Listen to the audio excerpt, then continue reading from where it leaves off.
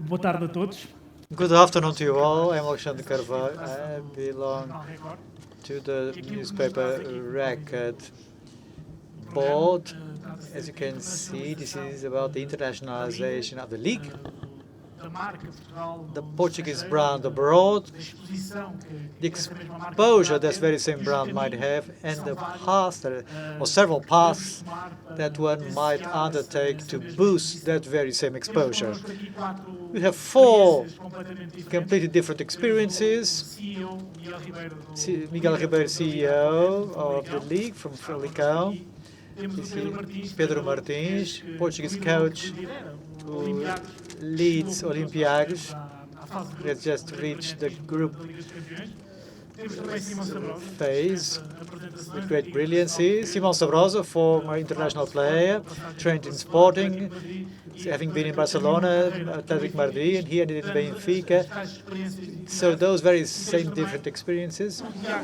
Tiago Madureira, content director and media director of media, that brings a different vision as mediator, as who deals with the importance of the brand. And what is the Portugal brand? If we think of it collectively, of course, we shall all agree we having overcome Euro 2016. The championship in 2016 was very important because of several players, coaches, doctors, physicians, and even journalists who have brought Portugal's brand further ahead all over the world. Here we shall debate over these 45 minutes. We will talk about the pathway of the league so that our brand can reach the highest peak. So those physicians, journalists, and players, which are taught by Miguel, because he's the leader of the championship, but not only because of it.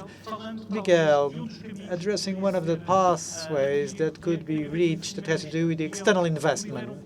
You lead a club that has just ranked to the league.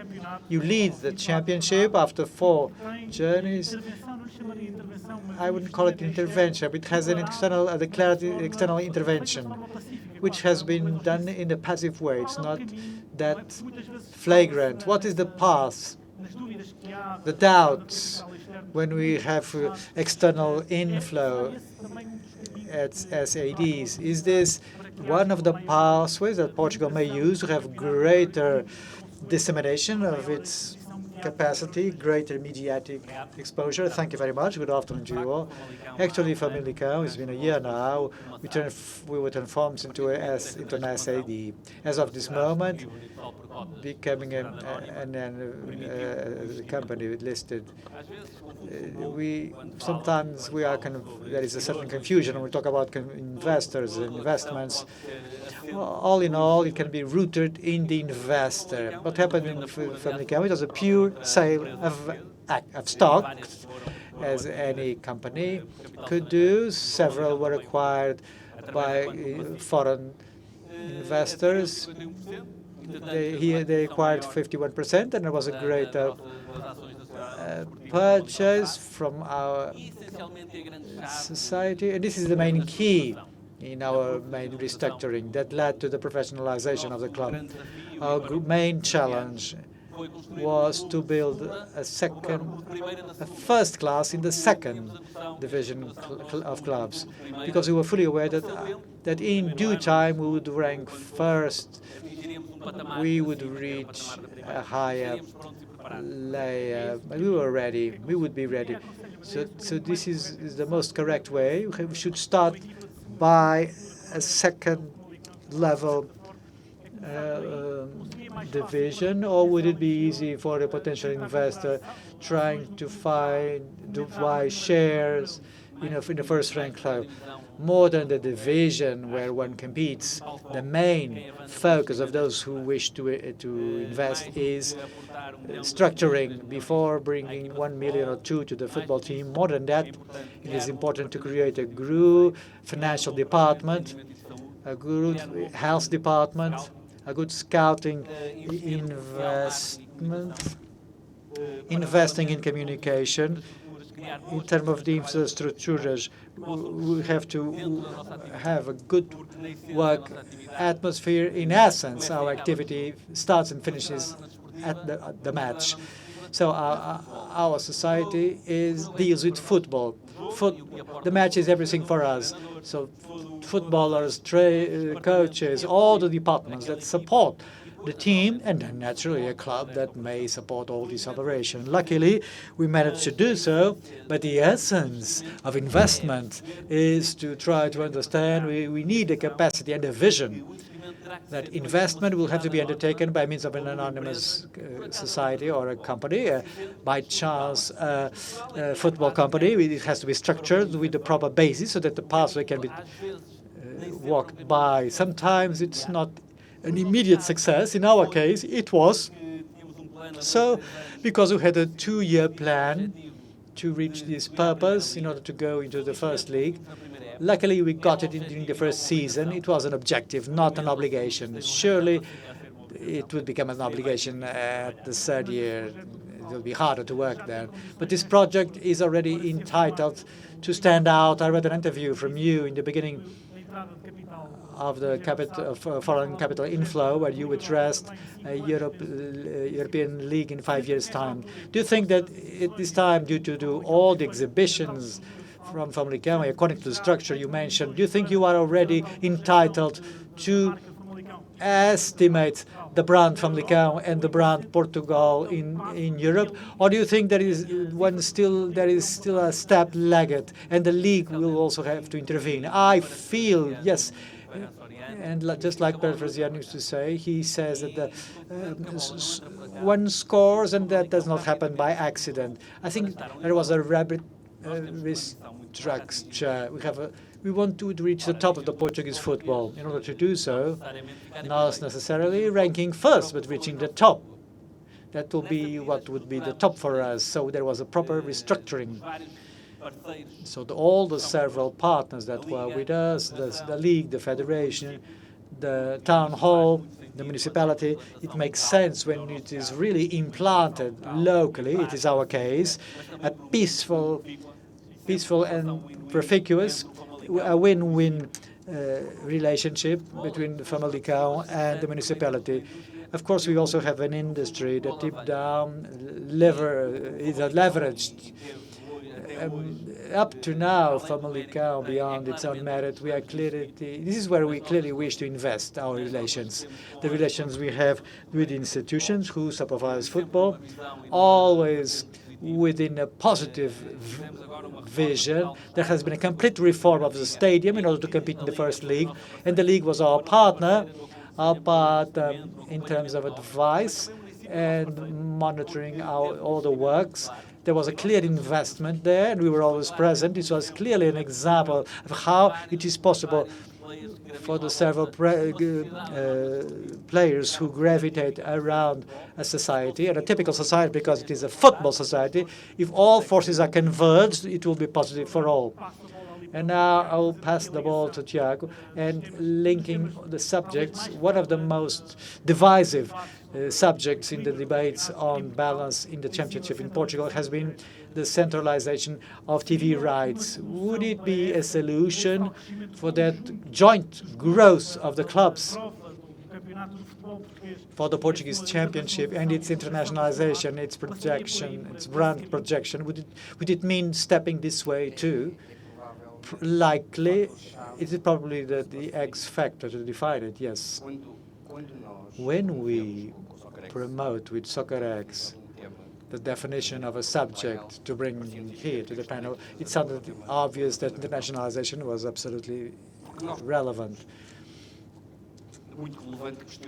It is very relevant to question why is it that, being football the most acknowledged sector of activity of Portugal in the world, why is it so key in what is the Portugal acknowledged in the world by means of football? But then there is a gap regarding the projection of our league and our clubs.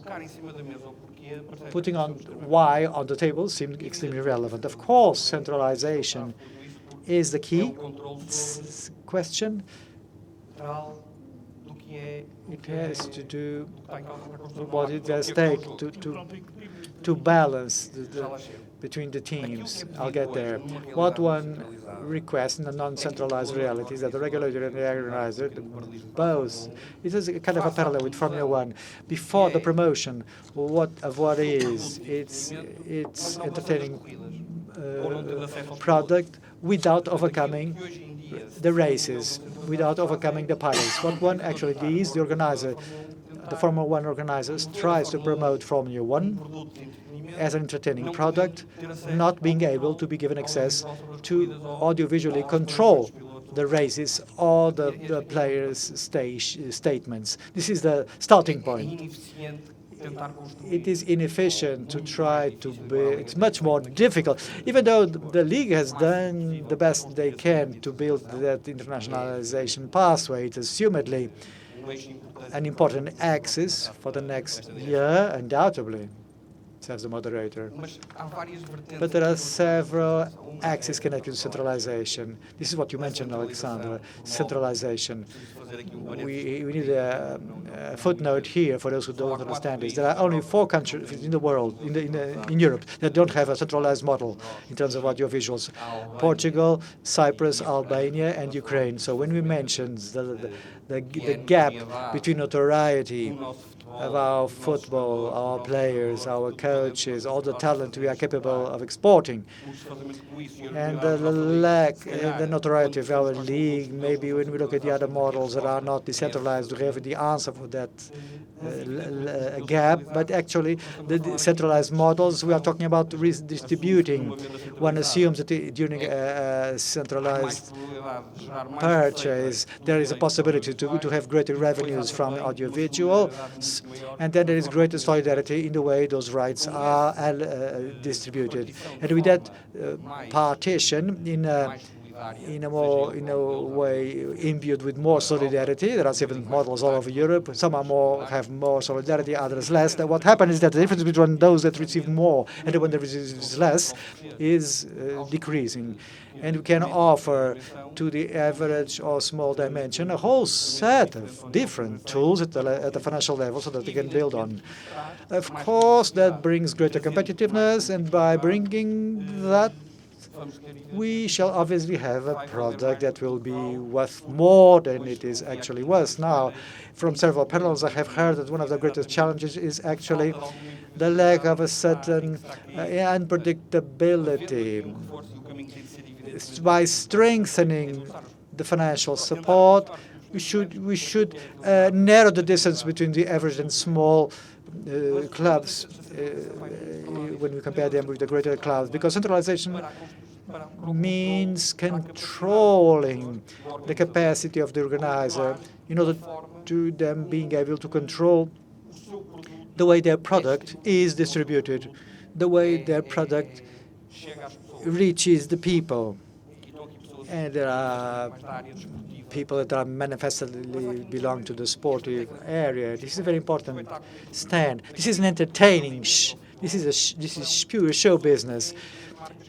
What matters is the brands who inject money. As promoter of all this, of those who watch, the league has already defined the main markets where they can actually obtain more dividends in the short and medium range. We have a whole set of markets that have been identified as being key markets, both being traditional markets with the Portuguese-speaking countries markets, the whole set of emerging markets that in terms of football consumption, it is India or China, but more importantly, we have the markets of those that are our greatest assets, where our players are, where we receive external players. But then all this has to do with the capacity we have to control what happens. I will give you an example. Nowadays, we have a player in the Revolve, Taremic. He has more than 2 million followers, a gigantic rating. Ryuav are being conveyed in Iran. We know the reflex of it. We know that Nakajima is cherished by the Chinese population. That kind of control is not undertaken by the league. It's not in our hands, but it has to be done. Each league, and it's very important to find out, each league has their own internationalization model, such is the case of the many European leagues. Then there are models such as the Chinese or the American model. They bet on notoriety protagonists. So we have to be rooted in our greatest asset, which is what we can actually export and what we can receive and follow it.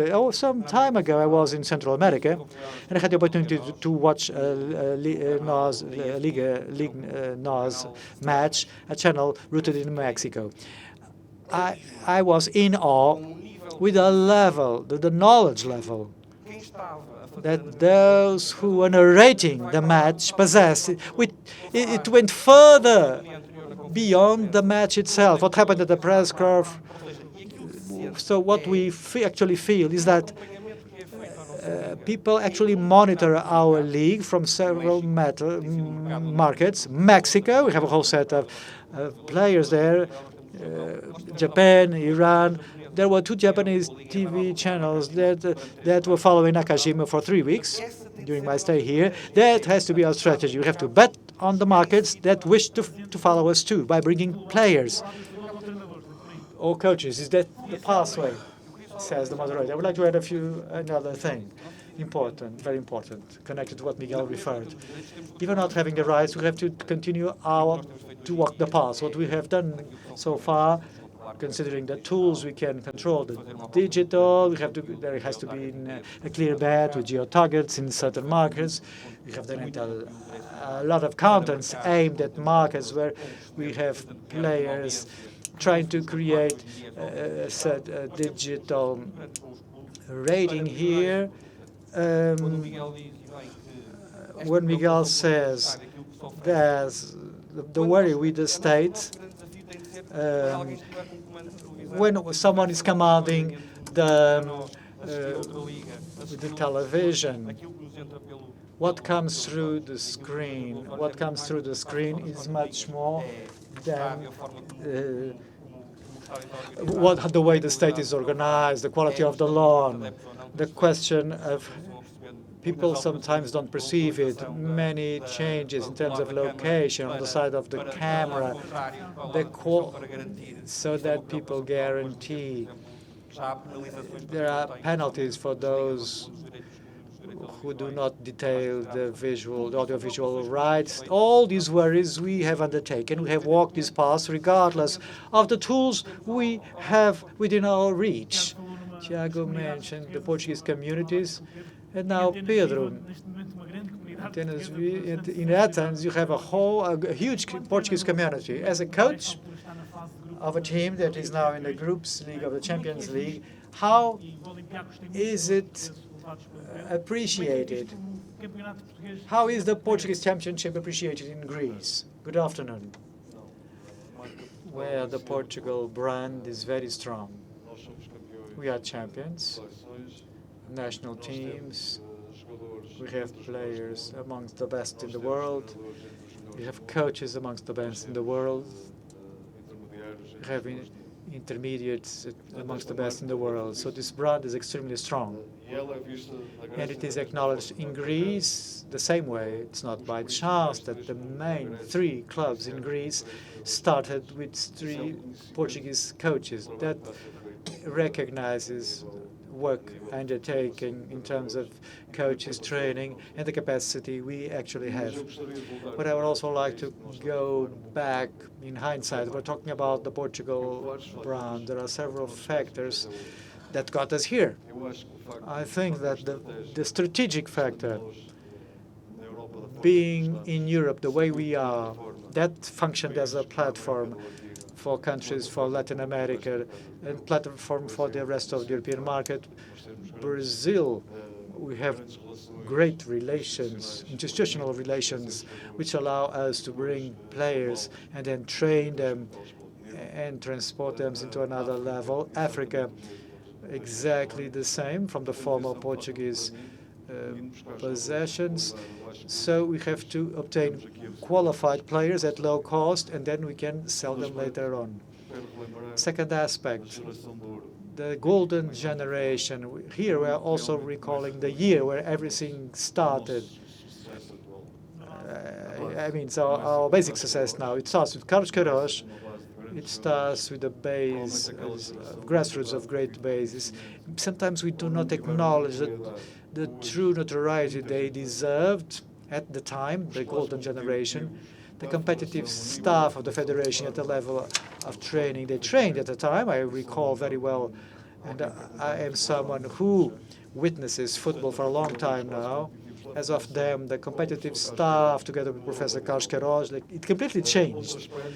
It was a turning point. Another aspect everyone knows and understands, even though there was a crucial help from the universities, but actually what happened in terms of training the trainers, and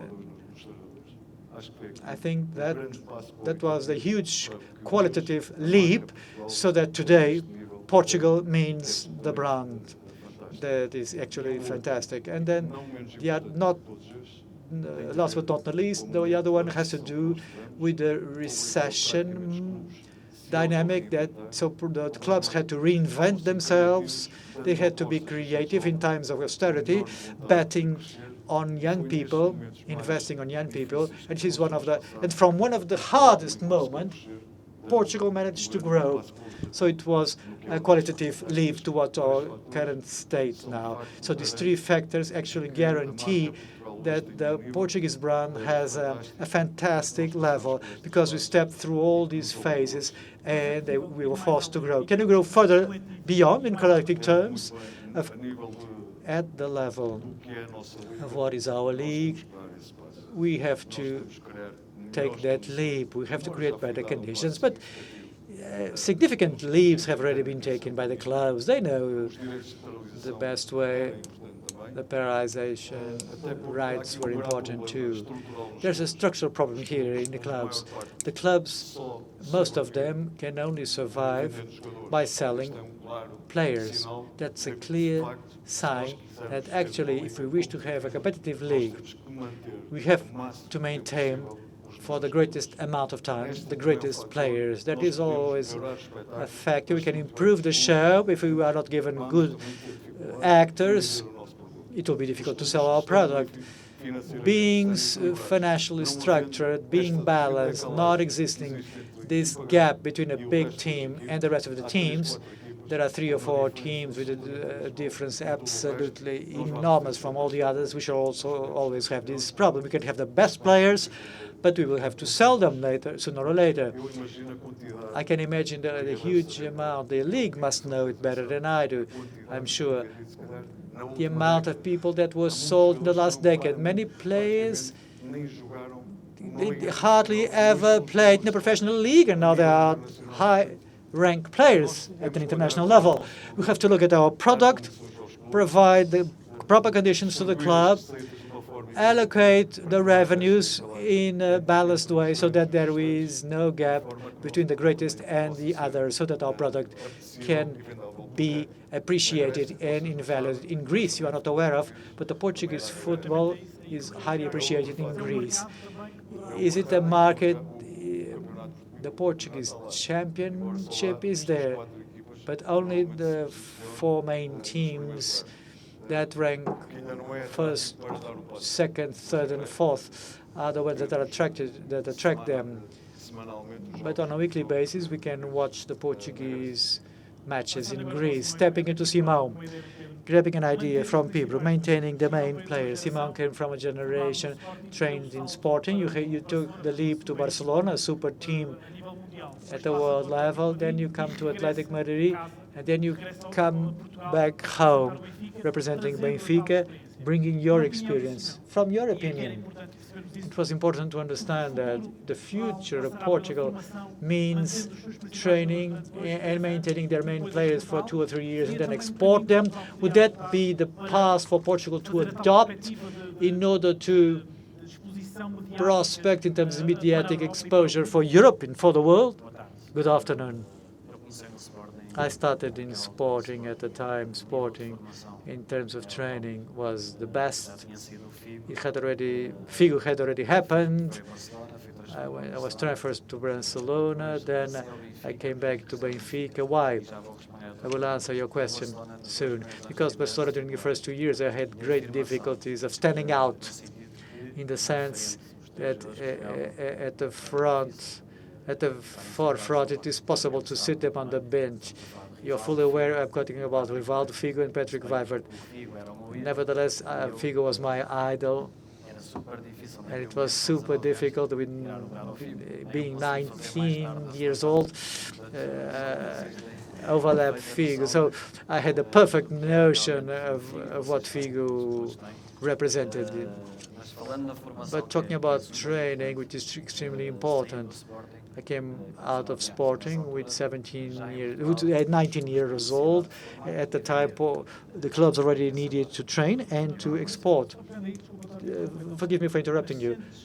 Do you feel, looking back, with your maturity, do you believe that you got out too early? We're talking about opportunities. We know that in life, and in football in particular, sometimes opportunities come up and they will never come back again. So at that time, it was a decision that I took, and also the club took. I had already been professional for 2 years. I played with Pedro. I had my basis. Had I stayed for an extra years or extra 2 years, it would have been much better. I would be better prepared in a professional way. But I was still too young to change country, a different language. We're brothers, but it's totally different. Nevertheless, 19 years old, had already lived much more than we did at the time. In digital terms, they have much more data they get anywhere. At the time, that did not happen to us.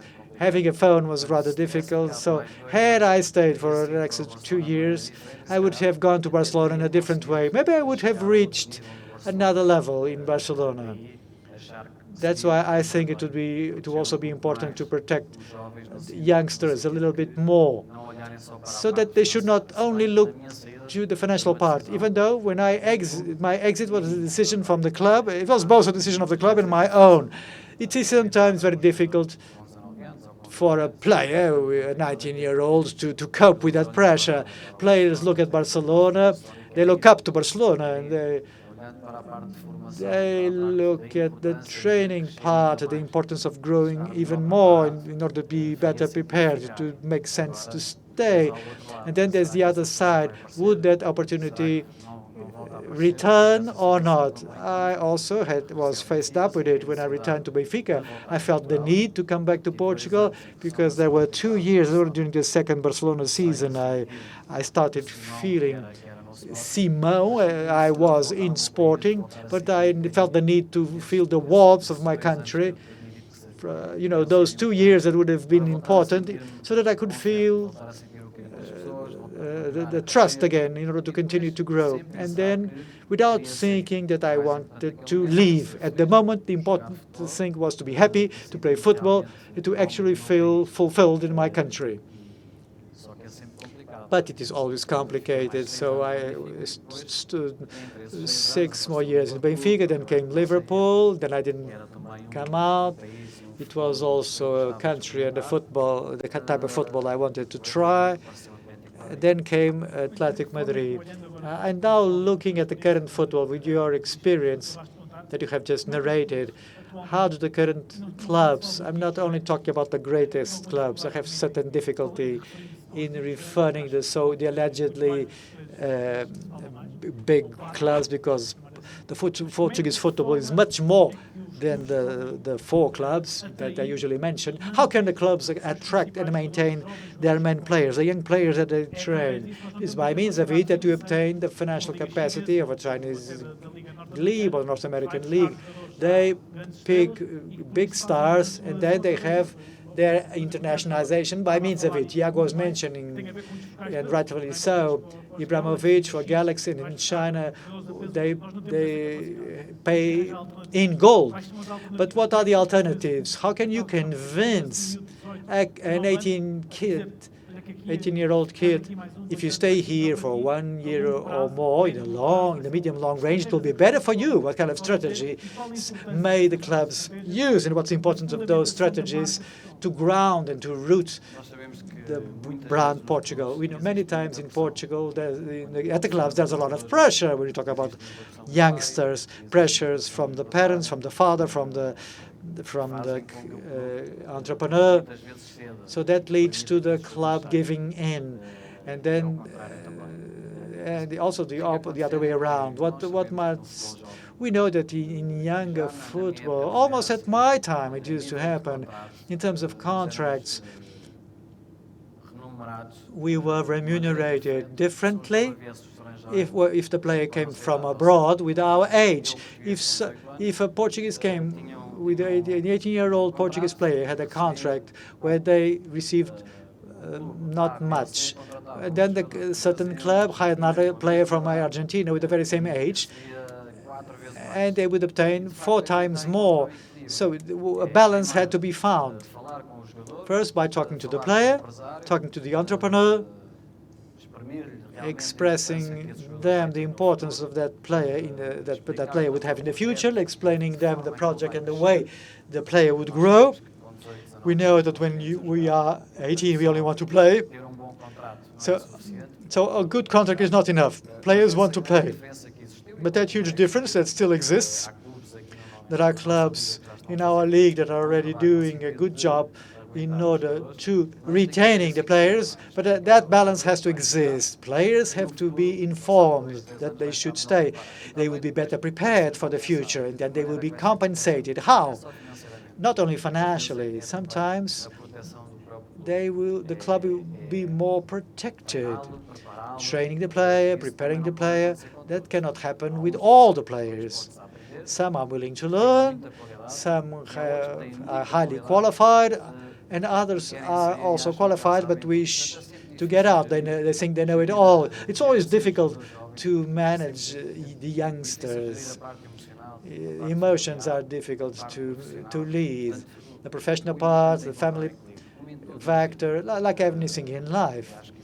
And that is key. Now you have a new role, the role of league ambassador. You and Nuno Gomes, Postiga, former international players who went abroad and came back as a league ambassador. My question is for you and to Thiago. What is the importance of this role in that almost re-education of our youngsters, or in order to attract players from other leagues who know Simon Sabrovo when he used to shine at Atletico Madrid, Benfica, Barcelona, you name it? How do you feel? What's the importance that role has for you, the impact it has on the league, and in the future, what's the importance that that role might have to attract young talents from expanding markets that we wish to have in Portugal, like Taremi, that Thiago mentioned a while ago, or Nakajima. So many players from very attractive markets that come and attract those people. I think, firstly, I have already thanked the President. I would like to congratulate everybody for this initiative. It is important to hear the ex-players too, players who were and talk from within. They can improve all the system, and this project meets this need. It is not merely an ambassador and not doing anything accordingly. We want to have a word, and we thank the President. A word in the sense of helping in whatever is necessary for the development, so that we can have monthly meetings. That is key. Sometimes there are inside situations between clubs. We have already felt that kind of problems. We had talks between presidents. We know everything that is happening. It's somehow cyclical. What you mentioned, and rightfully so, of being able, by means of the league, to reach further and bringing players, so that players can also feel comfortable in our league. But above all, investing on the ones we have here. You started with a question that is key, betting on those that are here. Of course, we also have to give opportunity to others. That we have highly qualified players who only need an opportunity. And now more than ever, due to the need, to the financial need, Pedro mentioned it very well, having to narrow as much as they can. Benfica also, Pedro mentioned that there were players that didn't actually play in the first league. We have a case that is flagrant. Bernardo Silva. He could not stand out because he didn't know, he was not given that opportunity. I can state that when I was his age, there were colleagues of mine that were better than me, and they had that opportunity, but they did not have the will I had. They were not professionals the way they should. And when this opportunity is provided to a youngster, one has to grab it. We have to go home and you cannot sleep. You have to keep on thinking on what you will do tomorrow. So it's difficult to maintain training, to maintain a good match, not only in sports, but in life, as in other professions. The most difficult part is to maintain the same level of the bar. You have to work. You have to keep on being active. You have to respect one another. Those values I learned in football with Pedro and with Figo, with Rui Costa, with Captain Oceano. Those values were conveyed to me. Those are the ones I will try to convey to youngsters. Events I will have with the league by means of the ambassadors. I will actually try to convey those values. But those values are not only the wording. They have to listen from us real examples. And it's very important, this project that is being created. And I think we will help a lot. I was only hired for this season. Well, he's very much concentrated here next to me. So anyway, I think we have an important role and we need a voice. And before we used to speak on the pitch, and now we speak outside as well. And now let's pass the floor to Tiago. And contracts aside, well, what's the role? In 2015, the league built or started reformulating its positioning. And what we think is the key value and distinctive of the league from all the other leagues is talent. It is what distinguishes us. It is our capacity, cyclic capacity, that does not come from this generation nor the previous one, but comes from generation after generation and even generations forward, which is creating and training not only what we have, but as Pedro was saying, that comes from South America and that we are able to polish and then launch and have an endless number of examples. And the Ambassador project comes up with 3 different aspects, but the first of which is the acknowledgement of that talent. The league nowadays is what it is as a result of what these gentlemen wrote on the field, each one in their functions. So obviously there is an aspect of notoriety does not end in the set of ambassadors, because the ambassadors of our competition is Pedro Martins, is Abel, Bernardo Silva, all of them are ambassadors of the league. We have a set of ambassadors who work with us in a regular way. And there's another side, the side of social responsibility. We use football and the notoriety of football at the service of an area and causes that need. With the project in its genesis is born about by the issue of competitiveness of the foundation. And then the third one, that's what I was saying, which is extremely important. We have the talent, we have the cyclic capacity of having the success level, bearing in mind the dimension of the number of players and the dimension of our country. And this doesn't happen by chance.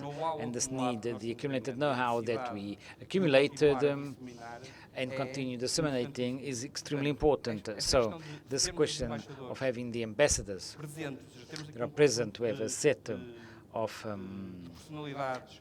personalities were on the field, as I was saying, were there, and they got the league closer in a constant brainstorming of exchange of ideas and opinions and reflections for the future. This is very important. Just for people to have an idea, I'm sure they're not aware of this, the number of international leagues that they exist. They've really gone through the league and have appointed visits for the league, to the league, to find out the success formula, how such a small country can have so much success, and that we were European champions, international titles that we have is regularly in the decision stages. We've been receiving and hosting leagues from the Holland, Uzbekistan, and others, and when talking about the market's internationalization in each market, what is important is to understand when we internationalize ourselves and select some markets, what each one of them expects from us and why is the Portuguese league attractive to them. We have made a set of protocols with leagues of the Portuguese-speaking African countries in Angola, Mozambique, etc., to be able to have that sharing of know-how. I'm sure in the Mexican league, the kind of expectation and the reason why the follow-ups will be others, is to adapt a little bit the strategy to each one of the markets that we have. Let me ask directly, and maybe in terms of conclusion, because time is running out, what, in your point of view and the league's point of view, what is the path or the most correct and most direct to reach that desired internationalization, collective internationalization of football in Portugal? This is for all of you across the board, starting with you to finish off. I think this question of centralization, everything that you've already mentioned, is a central issue and will happen, and it's unavoidable not to happen, because nowadays we're talking about, at this moment, we are clearly behind the asymmetries that have been created for the lack of capacity of working in a market which is global nowadays. What distinguishes from the big leagues is the capacity that they have of acting locally, and it's important that we're very much focused on this question of being oriented abroad when a lot of the path has to be done inside. So centralization will change a bit how this is done inside. That is one of the topics. Nowadays, football is consumed in a different way than what it was consumed in 10 years ago, and it will be different from what it will be consumed 10 years time. And in the year 2012, we couldn't watch a game on a tablet, and now it's unthinkable to think about that. So in 10 years time, we don't know. The stadia will not be fully booked. We can be at home with virtual reality glasses. So I think it's urgent. It's really urgent to scale up to a different level and be able to go to markets. Miguel, from the club point of view, what's the path? Well, centralization is something that's necessary. We have the best coaches, the best players, the best directors, and the best referees. So what is missing? So in terms of revenue, to have a greater capacity. And that clearly is a centralization of rights. It will open up different doors. We're not just talking about contracts based on a league and on a certain day we'll get all the money. No, that's not that. We're talking about being able to work truly on a product to open up world doors about a league. And it is a league where we have Cristiano, Bernardo, Mourinho, Fonseca, in which nowadays we have the privilege of seeing the two main world tournaments, the Champions League and the Europe the League, which are the main top leagues worldwide. And fortunately, I was lucky enough to work with my friend Pedro Martins, both in Maritime and Rio Ave. We have our Luís Castro in Shakhtar. We have Paulo in Roma, Nun in Wolverhampton, and how can we capitalize on this? We can capitalize this with our openness. That's the main thing. That is the challenge that all those in Portuguese football must invest in, which is to understand why the league, which has some of the best football that we have in the world, is still in the position of needing the January and June windows to open up and always needing to look at the sale as a flag and not to a purchase as a flag. And Pedro, you've been inside and outside, and how do you look at the quality of export? And you reach the Champions League with a foreign team. What's the path? I think everybody has already understood what the path is. For several reasons, we never tread that path. We've been talking about this for many, many years now. So decentralization, distribute revenue justly, being partners so that everybody can absorb the game. And the essence of the game itself is fundamental. I just wanted to bring something to everybody's attention. We are losing competitiveness. Portugal is losing out. We have the best of the world, but in global terms, we are losing space and we are losing the control of this. We need to pay a lot of attention because, in fact, our reality compared to other championships is abysmal. So we have a lot of path to tread still. I think the rivalry outside the field makes no sense. I think that this is a problem of mentality and culture. We need to abandon this because at this moment we don't have television rights because everybody is looking only to their part, their club part, the part of the interests of their members, doesn't see this globally, and this is dangerous. It's dangerous because the competitions in Europe, well, not really probably, they are going to change. We'll have the first league and second league in Europe, and probably we'll have 2 or 3 teams in the main European football, but everything else will be in the second leagues of Europe, and honestly, this makes no sense. From the point of view of image and financial point of view. So this is the alert, this and the question mark that I leave for everybody. Everybody knows the path.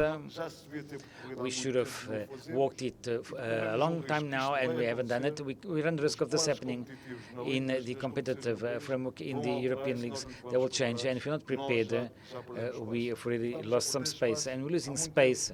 We've been losing space for a long time. We cannot say that we are the best in the world, but we can say that. But in clubs, we're losing space. So once and for all, we should avoid this.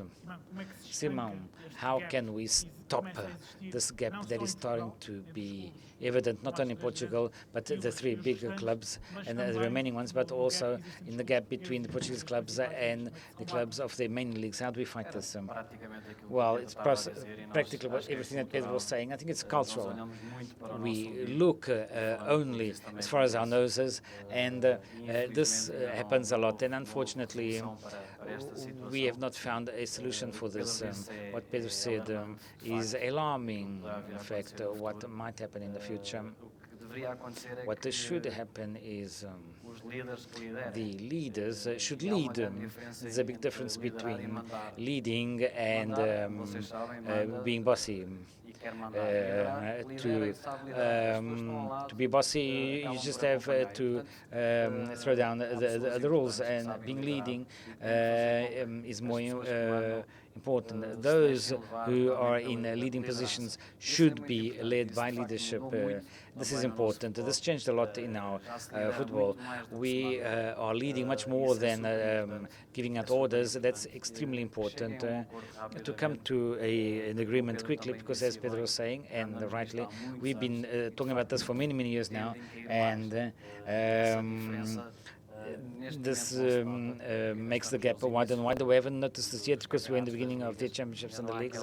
We don't have that big gap, but maybe in a month's time or a month and a half, we will see 2 or 3 clubs up there. Not only in Portugal, but this happens in other leagues. We must say that as well. We look at the top 3, classify them, maybe the 4th, and 1st is 10 points down. But we have a team in the Champions League. We've lost out in the European League, and the big difference is when we have international games between our best teams and the others. The results are there, except with a few exceptions, because there are moments in which one team that is good can actually get some kind of response, but everything else, I think things are happening, and we must understand what is happening. I apologize for interrupting. Well, I'm glad, yes. We need need to start leading. People need to be leaders, and that person that might be able to do this is the President who's here. He has an important role, and that will be the greatest ambition in this project in which he at this moment is leading. Well, there'd be much more to talk about, but our time has run out, unfortunately. Let me just thank you for your presence and the fact that you have stuck around, and see you next time. Thank you.